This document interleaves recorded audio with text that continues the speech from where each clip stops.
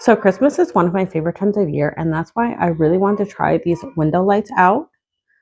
These look so fun and so amazing. I actually put them in front of my curtains and attached it to the curtain rod.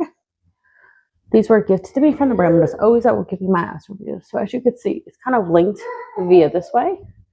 It does have this holder, and you can see the plug just bottom right there. This does come with an app, and I'll insert some footage of the app, but that's kind of where you can pick every different like feature. You can doodle on everything, and it's really kind of neat that my kids have been really having fun picking their different like theme for the window. So if you're looking for like an easy fun decoration that you really can customize, this is it. I'll show you in the app, and it's really amazing.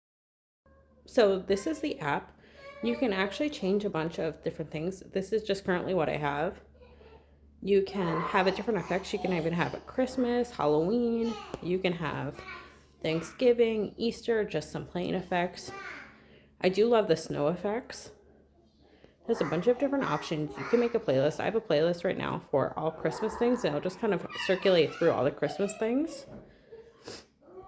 You can even DIY, so I can just have a solid color. I can even do a simple text layout, so I can type Happy Christmas,